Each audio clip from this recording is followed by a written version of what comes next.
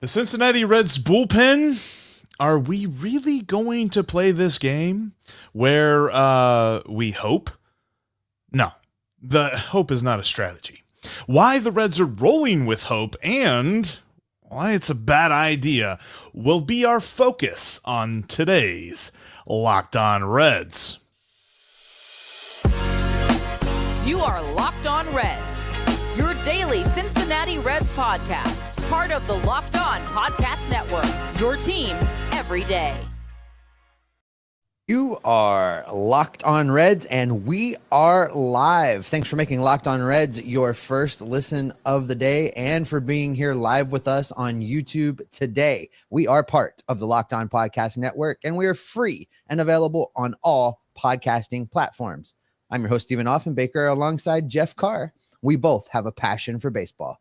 We have a passion for the Cincinnati Reds, and God help us, we have taken that passion and turned it into information for you. On today's podcast, we are going to look at the Reds bullpen, and Jeff is going to throw some numbers at you that are going to absolutely blow your mind. I know they did mine. I didn't even believe him at first when he was telling me about this when we were prepping for the show. So stay tuned for that. We are also going to dig into your comments and questions and see where this live show takes us. But Jeff, I think we probably should dig into this bullpen and start right there because you threw out some numbers that I didn't believe.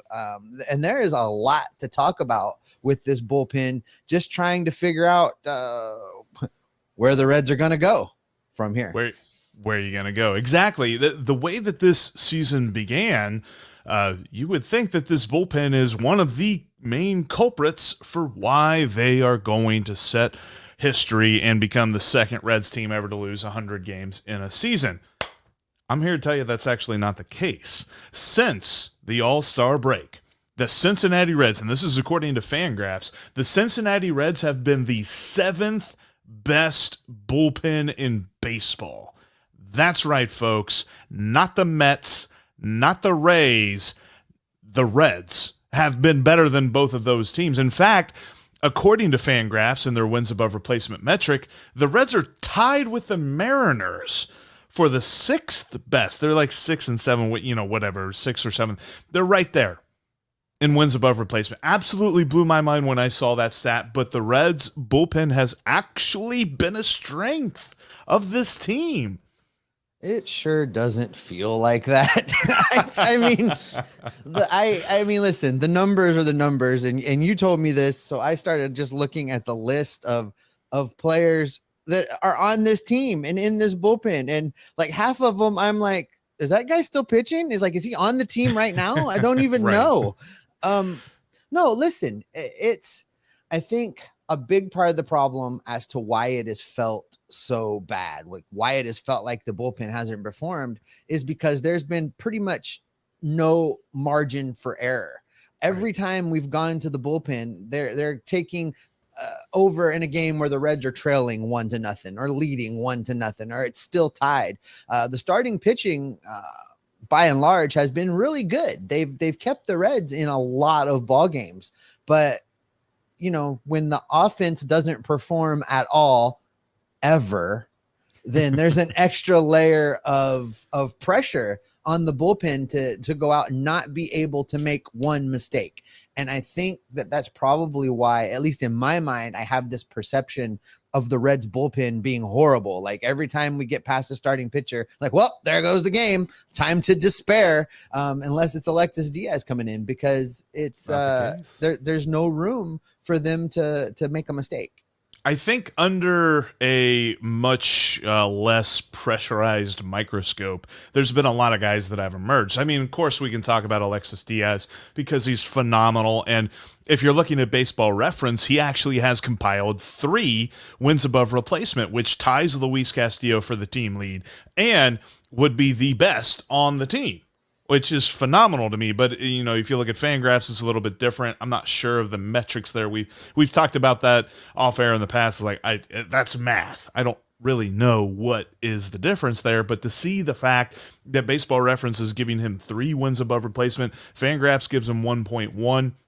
He has been phenomenal this season, but I think the rhetoric out there around this Reds bullpen is it's Alexis Diaz and a bunch of guys, and you just flip the coin. It's like bullpen roulette. It was that way early on in the season, but there's been a lot of guys who've kind of grown into their roles in the bullpen this year. And I think that it's worth shouting these guys out because they could be part of the future. We start with Rivar San Martin, very obviously part of this Reds bullpen of the future. If not the key left-hander, a very important left-hander coming out of this bullpen. Would I like to see them go sign a lefty this offseason? Absolutely. But with Rivar San Martin in the fold, you know you've got a guy. He has been phenomenal out of the bullpen, and outside of like a couple of blow-ups, and Rivar San Martin is the perfect case of if you're looking at the ERA for a relief pitcher, you are not seeing even part of the picture. No, forget the whole picture. You're seeing a very tiny portion of the picture because he could give up multiple runs in like 3 or 4 appearances and that ERA is gone. You got to look outside that. Rivar San Martin performs very well when you stop looking at the ERA and you start looking at the rest of the picture. Then you got a guy like Derek Law who came out of nowhere. Whenever he was called up, I was like, who? Who is this guy? He's actually shown himself to be an interesting candidate to be a middle innings dude for the Reds next year. I'm not talking about a setup man by any stretch, but what he has shown is he doesn't walk a ton of guys. He walks some, but not a ton. Got less than 4 walks per 9, which is not something that a lot of guys that the Reds have run out there can say. He doesn't have a high strikeout rate, but he does well at pitching to contact and getting guys to get themselves out. You love to see that out of the bullpen. Efficient appearances, and that is key for Derek Law. Another guy that I really love is Buck Farmer. Buck Farmer has shown he's got a fastball that he can control. He's got a breaking ball that he can drop in there on guys and just devastate them and make them whiff, swing and miss, all that good stuff. I love what Buck Farmer's brought to the table. And have you noticed we haven't said anything about the guys who are hurt? This is where I talked about in the cold open. Because we see these guys, and yes, they have presented themselves as good options for 2023, some guys that we should see more of. But is the front office simply banking on dudes to come back from injury, and those are the reinforcements? Because I would ask you listening as well, and I'm going to ask Steve this as well, is this the plan? And if this is the plan, are we excited about the future of the Reds bullpen if the plan is simply, let's see what happens when we're healthy? Well, it probably is the plan, but it should not be the plan. And listen, you threw out a lot of names there, and just a couple quick follow-ups to what you were saying. Rivar San Martin, you look at that ERA, and you're absolutely right. You cannot look at reliever ERA. And remember that when he became a reliever, that was coming off 4 horrible starts in the rotation where he got absolutely pasted. So he started off with a completely inflated ERA. Let's talk about his FIP for a minute. His ERA is 6.11. His FIP is 4.60. So, he's been a little bit unlucky. And again, some of the guys the Reds have run out in the field over the course of this season. Again, I'm talking it to you, Mr. Motter, should not have ever been on a major league baseball field. Right. But is the plan to hope? Is the plan to roll with what they got? It probably is. I can't imagine they're going to go out and spend a lot of money. But if they are going to spend any money at all, bullpen should be where it's at. There's lots of young talent coming through the system that plays other positions. And we're going to spend a lot of time this offseason talking about that. But the one place where you can take a little bit of dollars and make a big impact is in this bullpen, because as we dig into these guys coming off the injured list, you'll see that there's going to still be a few roles that need to be filled with solid veteran arms that know what they're doing at the major league level that can get guys out. I agree. And honestly, too, there's some things in there that I talked about with Derek Law and guys like that who they came out of nowhere. What tends to happen with those guys in the bullpen is regression happens, because relief pitching is a fickle thing, Steve. I don't know if anybody's ever told you that or not. But when you're good one day, the next day you can be horrible. And that goes for Alexis Diaz as much as it goes for Hunter Strickland. Got Hunter Strickland in today's podcast somehow. Yeah, didn't think I'd do that, did you? But when it comes to relief pitching, you've got to have a plan in place to have arms ready. You got to have depth. You can't just be like, yeah, well, we got this guy, right? Or we got this dude who didn't work out in the rotation. We're going to throw him in the bullpen, see what happens. He's probably going to be okay in the bullpen. You've got to recognize that you need some dudes to rely on. Are Derek Law, Buck Farmer, and Rivar San Martin's guys you can rely on? Maybe not yet. They could be, but I'm not putting that in a category. Right now, I just have Alexis Diaz in that category. Has the bullpen been fine this year? Absolutely. Is it going to continue to get better without any reinforcements whatsoever? I think that is not a strategy that you lean on, and that's more of just what we like to say, hope, which that's fine for you and me. I don't necessarily know that Nick Krall needs to be hanging his hat on hope. No, not at all. And I know coming up in the next segment, Jeff, we're going to dig into the guys that are coming off of the injured list. And we're going to be taking questions because we're live on YouTube and we're live on Twitter. So if you're watching us right now, I see the numbers popping up here. Thank you guys so much for being around. Start dropping your questions in the comment. We're going to spend a lot of time digging into those after Jeff tells us about his favorite snack treat. And that's Built Bar, Steve. Built Bar is the best snack around because not only does it satisfy your craving for a candy bar, it's healthy too. We're talking about the kind of stats that get you fired up, the kind of stats that any bullpen would be happy to have, as we're looking at protein out the wazoo, up to 18 grams of protein in some Built Bars. You can talk about the Puff Bars, which are just literally chocolate-covered marshmallows that still somehow have 16 to 18 grams of protein in them. And they're low on sugar and low on carbs. And you're only talking about 130 calories in most of these Built Bars as well. If you're looking to get healthy, but you got a sweet tooth, Built Bar is going to help you out because they're all covered in 100% real chocolate. Talking about the puffs, talking about the regular Built Bars as well. Look them up today at built.com. Plus, I got a promo code for you. Save some money. Use the promo code LOCKEDON15 to save 15% off your next order.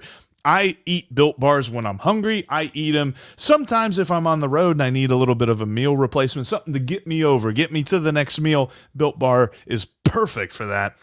Check them out today at built.com. They've got all these great flavors. Like, I love the puffs, but if you're not a marshmallow type person, which I don't understand anybody that's not a marshmallow type person, but if you're one of those people, you can check out some great flavors like cookie dough. They've got mint chocolate brownie. You've got some great fruit flavors as well. They're all at built.com. If you're looking for healthy and if you're looking for tasty, Built's got you covered. Built.com. Use the promo code LOCKEDON15 to save 15% off your next order. Thanks for joining us here on the Locked On Reds podcast today. Coming up tomorrow, we're going to tell you why the outfield is probably the most interesting part of this team as we head into the offseason. There's lots of reasons why, because there's lots of question marks at every position. But Steve, we are talking about this bullpen, and I think it's interesting because I saw this tweet over the weekend that just had my antennas raised a little bit, because Bobby Nightingale was talking about how, and he had an article in the Inquirer talking about the return of Tejay Antone, the return of Lucas Sims, and the return of Tony Santillan next season is just going to infuse this bullpen with lots and lots of talent. Do you know why that actually got me a little bit? I would like to hear your thoughts, because the first thing that popped into my mind was we don't even know if Tejay Antone's going to be able to throw a ball next year. I mean, I see all his stuff out there on social media. He's in Arizona working his butt off, trying to rehab. Let's just start with that. But this is his second Tommy John surgery in 3 years. This is a problem. And if your front office strategy, and you talked about hope, but if your front office strategy is to rely on a guy coming off his second Tommy John surgery in 3 years, that tells me right now that this bullpen is going to be no better than it was this year. There's a lot of feeling around Major League Baseball that they almost want a guy to go through Tommy John, because Tommy John is almost a routine surgery. While guys still miss an entire year, it's kind of a surgery that everybody has down pat, and you see guys bounce back from quite a bit.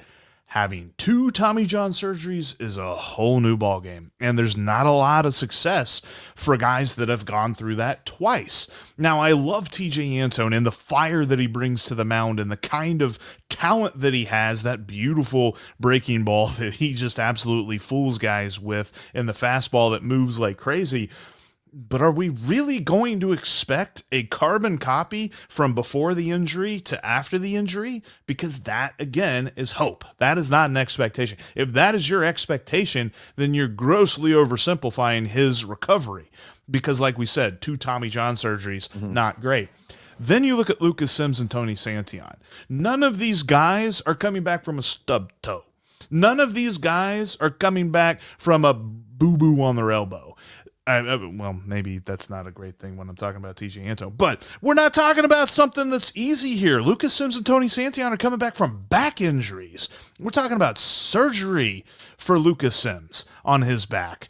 That is just that's really given me a lot of pause, and I want to see them bounce back. I hope they bounce back. But if a hope for a bounce back is the strategy for this team this offseason, and they're not even going to look at bullpen arms on the free agent market, then that is just absolute folly, which is kind of something we've seen in the past from this team. Well, I have 2 words for you, and we're talking about pitchers with back injuries: Sonny Gray. Once these injuries occur, a lot of these guys are never the same. Now, look, I'm not trying to bash Lucas Sims. I'm not trying to bash Tony Santillan. I'm not giving up on them.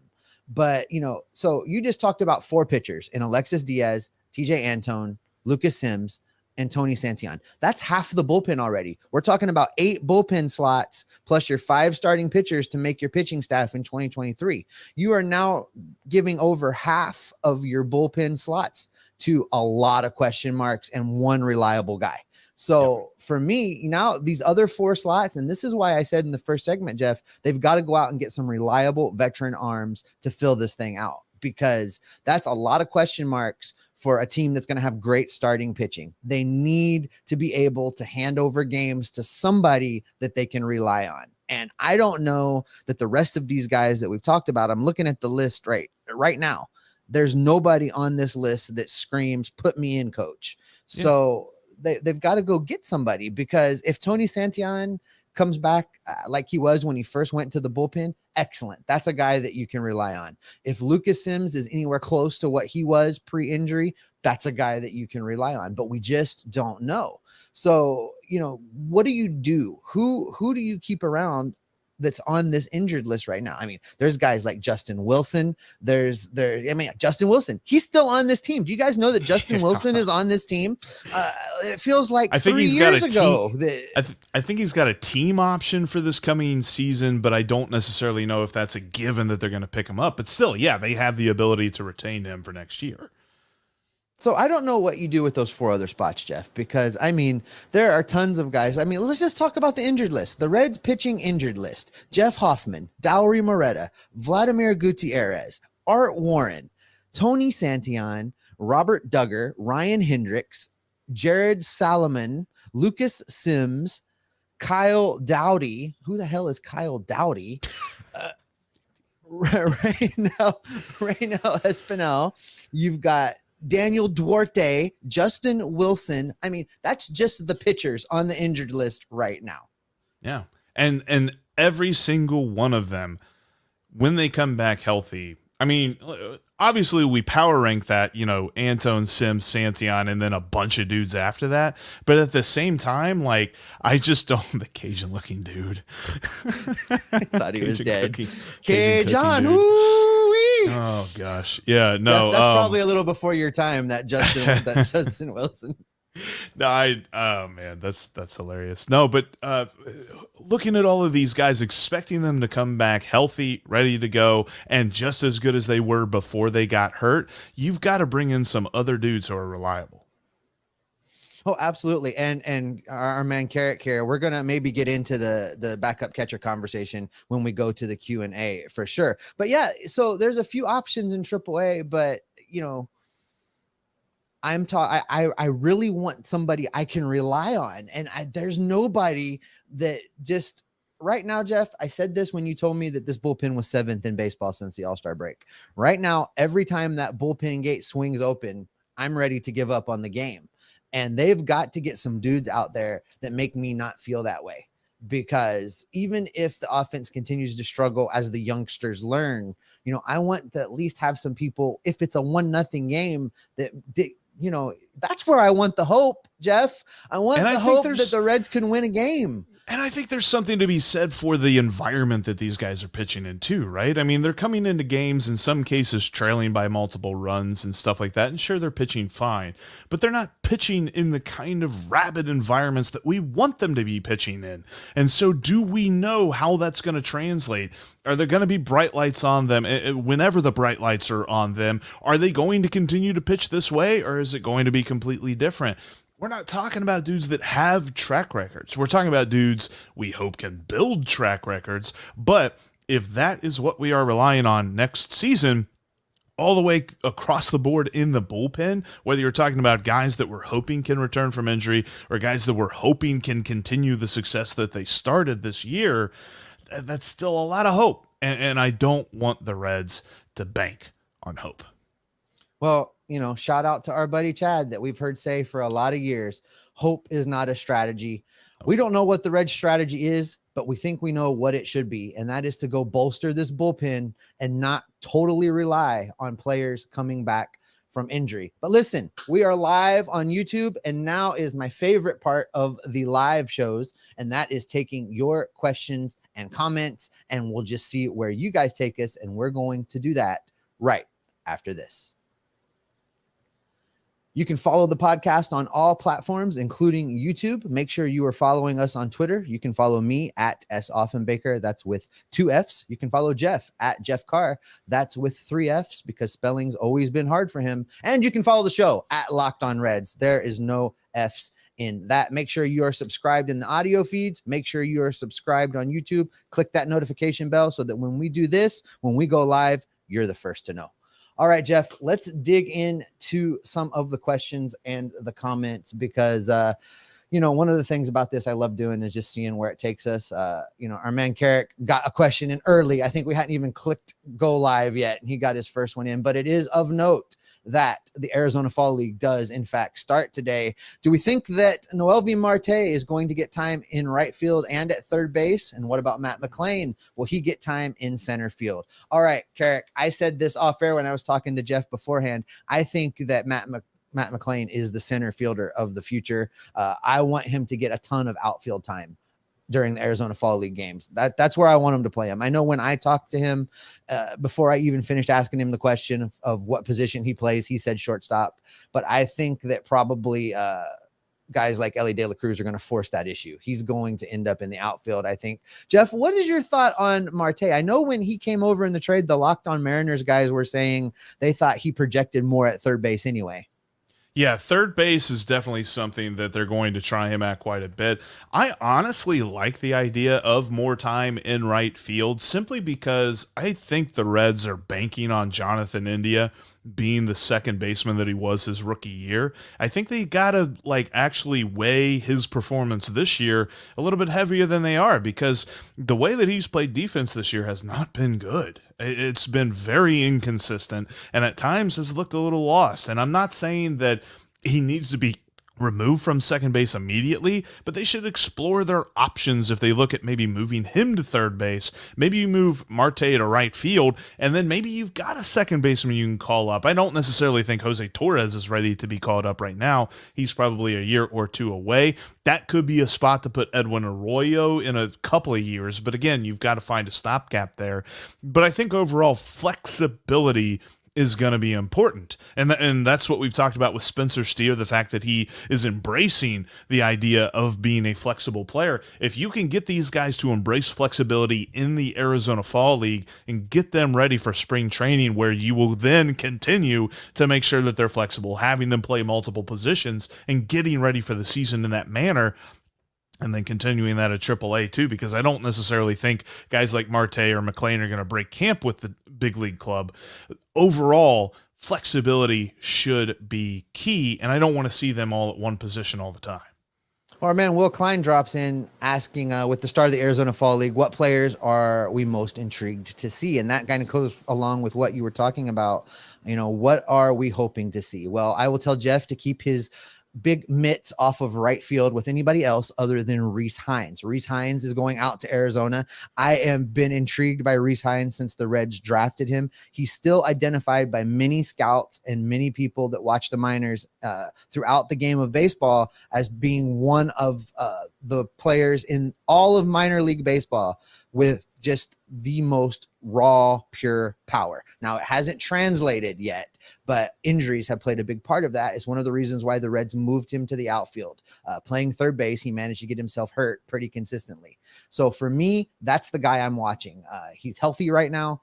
I'd like to see how he performs out there in the outfield. I would like to see him hit a lot of bombs during the Arizona Fall League and continue to develop that power, because if he puts that together, that answers one of the questions we have about the Reds' big league outfield and what they're going to do. And then, of course, as I mentioned, Matt McLain's the other one. I want to see him in center field. I want to see those two guys out there together, learning to play outfield together, because I think that's part of our outfield of the future.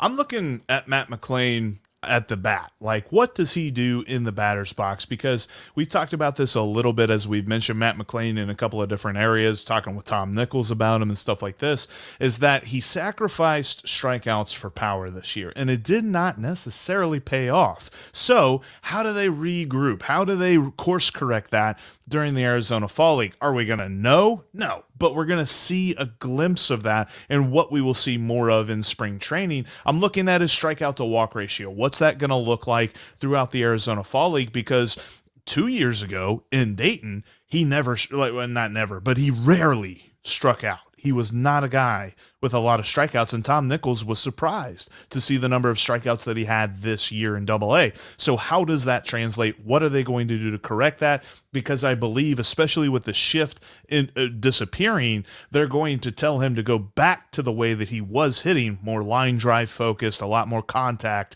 And how is that going to change him? And how is that going to look forward for Matt McLain's future?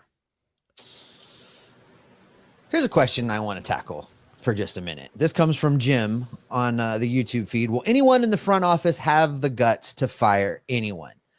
Here's the thing. Who are you going to fire? Are you going to fire David Bell? Cool. All right. Fire David Bell. I really don't care. I'm not locked in on David Bell. I don't think that's going to happen. But what is it that you accomplish by firing David Bell? This team is a train wreck. I mean, I don't care if the ghost of Sparky Anderson walked into the building today. He's not going to get this bunch of Reds players to win. Who else are you going to fire? Are you going to fire Nick Krall? No, they're not going to fire Nick Krall. He does exactly what they tell him to do. And he does it with a smile on his goofy face and tries to convince us that it was the right thing to do. They're not going to fire him. They're happy with that guy. The only people that should be fired are the ownership group, and you can't fire your family. I've seen that floating around Twitter the last 2 days. Bob is not going to fire Phil. If that was going to happen, it would have happened on opening day to undo the damage that Phil did by opening his pie hole. There's nobody to fire that's going to make an impactful difference on this franchise. I tweeted out yesterday, Jeff, that I think David Bell never gets fired. I think that what's going to happen, and I don't think this is what should happen, mind you, but I think this is what is going to happen, is that when all of these young prospects get this team in a position where it's pretty clear they're going to start winning some baseball games, Barry Larkin becomes the manager of this team for the PR uplift that it causes within the city. David Bell gets promoted. He becomes the assistant general manager of something, and they move him up because of the family ties between the Bell family and the Castellini family. And then Barry Larkin takes over this team, and we move forward with the youngsters and hopefully still manage to win some baseball games. I don't see who you fire. I don't see how any impactful firing can happen. Yeah, the only thing that's going to change this team is a change in philosophy at the top. And to do that, you have to change who's at the top, because what's going to happen is if they fire Nick Krall today, they're going to hire somebody that toes the company line and follows what they say.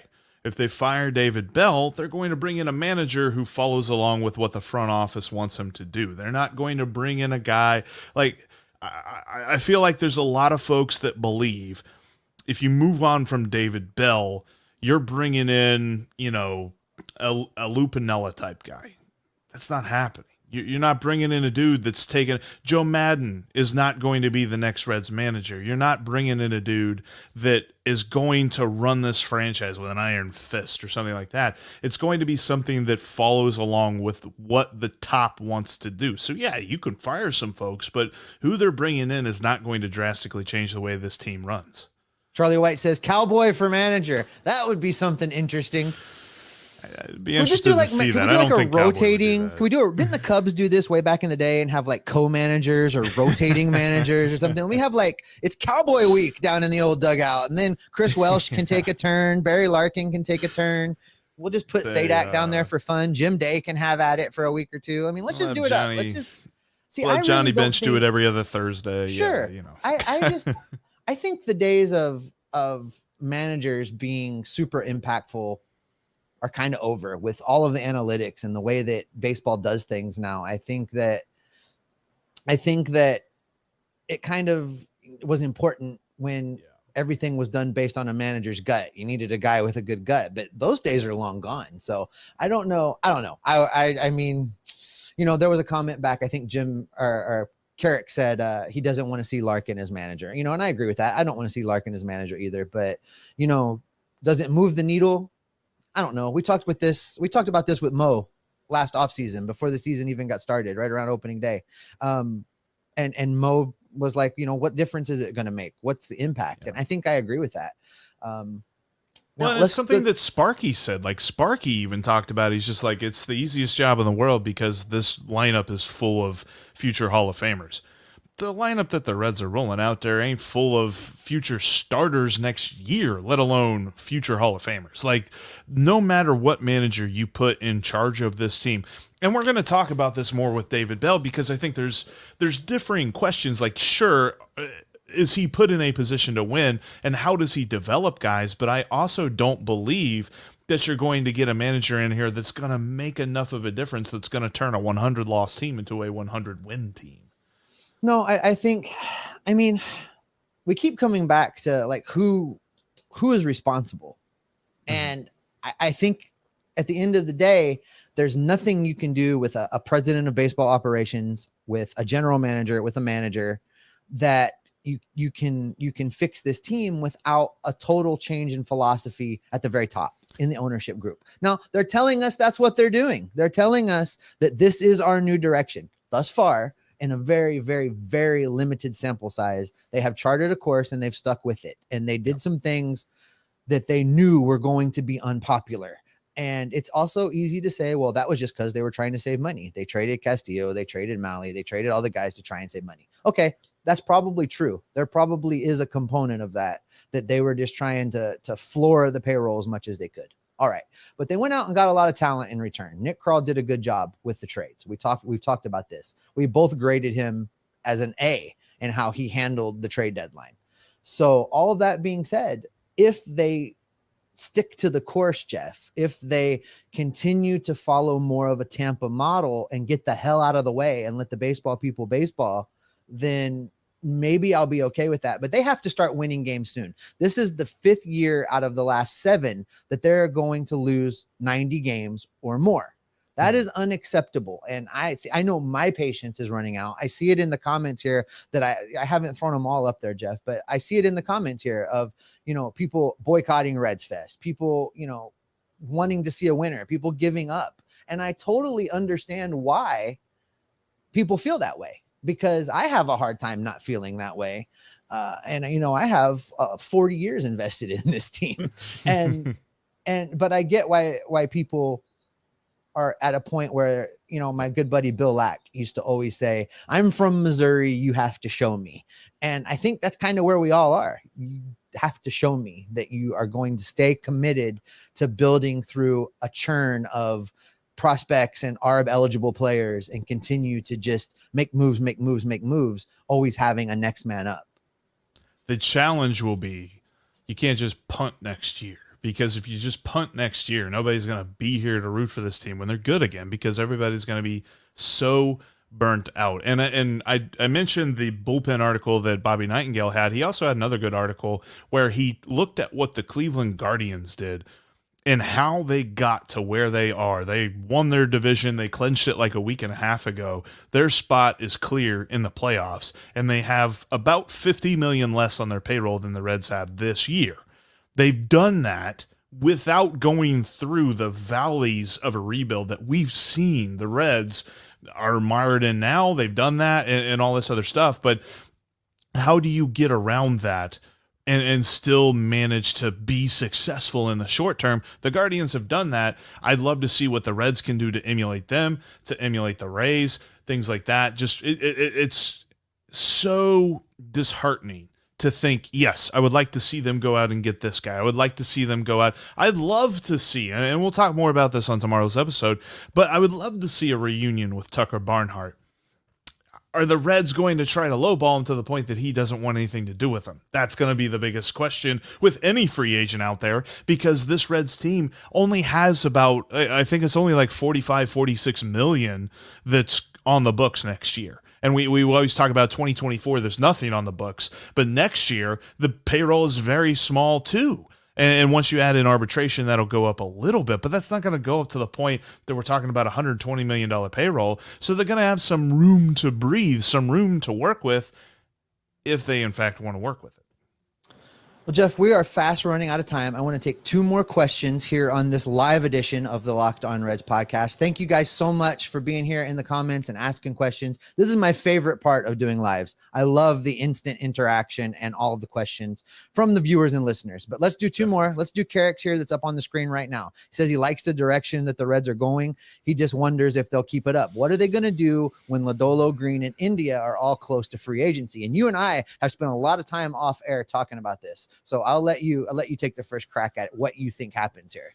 Nick Krall needs to be on the phone right now with Atlanta and see what on earth they did to begin the talks of negotiations for contract extensions for Ozzie Albies, Ronald Acuna. I know that Atlanta's a bigger market. I know that they like to spend more money than the Reds, but they got those guys before they were just absolutely otherworldly amazing. That was the biggest reason why nothing was going to materialize between the Reds and Luis Castillo this past year, is because they waited till this year to talk to him. Had they talked to him 2 years ago, they might have been able to sign an extension with him. They've got to be proactive and not get to the year before a contract year, because by that time, Hunter Green's going to have it figured out. Nick Lodolo's going to have it figured out, and Jonathan India probably going to have it figured out to the point that he is a complete player. And when you try to sign a guy at the height of their value, you're not going to get the contract extension that you're looking for, and you're not going to sign all three of these guys. So they've got to be proactive with it and start it early. So here's what I think, and people aren't going to like this answer, but I think it's what's going to happen. I think best case scenario, the Reds can sign one of these young pitchers to some type of extension. It's going to be one of Lodolo, Green, and Ashcraft. One of those guys will get a deal. The other two, you're going to have to trade when they have about 1.5 to 2 years of team control left. Same holds true for the position players. You can lock up one guy to be your long-term face of the franchise. Everybody else gets churned. That's the model they're going with. Now, if you want consistent winners, if you want to be like Tampa Bay, you have to be okay with them doing that. You have to be okay with keeping one or two guys around for stability, and everybody else gets churned to create turning one really good player into 4 or 5 prospects that you can then maybe have one or two of them reach the majors. And the beat goes on and on. That's the only way that it works. It's not what we want. It's not optimal, but this is not Los Angeles. This is not New York. Steve Cohen's not buying this team. They're not going to spend that kind of money. It just can't happen. So for me, Jeff, I mean, that's the best we can hope for. Got some detailed thoughts on this that we'll jump into on another episode, but yeah, I think I've got an alternate take. All right. And let's go to our final question. And I'm pulling this one up for a couple reasons. Number one, just because I included this poor man's name in our Blue Chew ad reads. So we're going to talk about Alan Zinter for just a minute without any bedroom connotations or context. So let's dig into this, because I think this is a good question. Question comes from Austin. And the question is this: what's our opinion of Alan Zinter? I know it's a young offense, but it feels like the Reds offense is often subpar for the past few years, thinking all the way back to that awesome 2020 COVID season playoff performance where they didn't do anything at all for 2 straight games. What do you think, Jeff? think it's hard to blame the hitting coach. I know we want to. And I think it's just for the same reason as the manager. I think the hitting coach has some effect on them, but it's not as if they come in. It's not as if a player comes in as a blank slate and is waiting for a coach to tell them how to hit. They know how to hit when they get up to the major leagues, and he helps them make tweaks here and there. Now, has he had to help Jose Barrero rebuild his game? Nick Senzel rebuild his game? Aristides Aquino rebuild their games? Sure. But I think at the end of the day, if I'm looking at something with this lineup, I got to start with the talent of the players that are up here, because all of these guys have shown in some way, shape, or form that they might have had talent at one point, but it's not necessarily translating to the major league game. And I don't think I can blame Alan Zinter for that. Plus, next year, whole new ball game, no more shift. Are you going to start out with a new hitting coach for that, or are you going to roll with the guy that you already have? I don't look at this and I say we need to make a change at the hitting coach position. For me, it's like this, and I go back to this, and I know this poor guy never did anything to me, and I don't know why I pick on him, but Motter.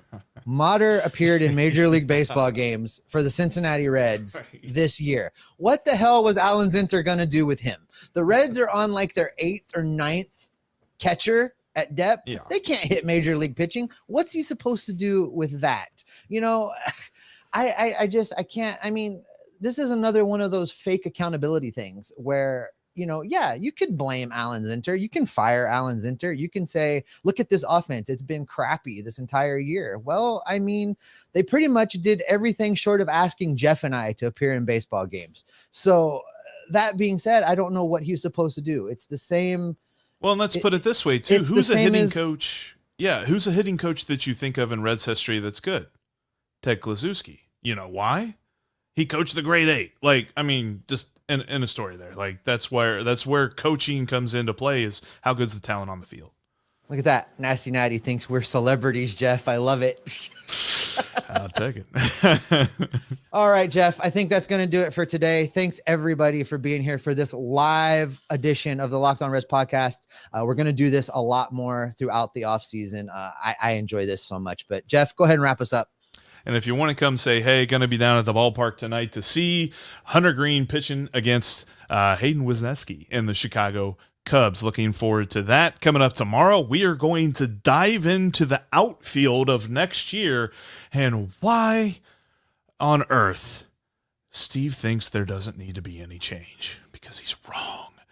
That's going to do it, though, for us here on today's episode of the Locked On Reds podcast. Now go check out the Locked On MLB podcast, as Sully has you covered with league-wide news, all the biggest stories about Major League Baseball, because it's the #1 daily league-wide show. That's Locked On MLB, just like Locked On Reds, free and available on all platforms, including right here on YouTube.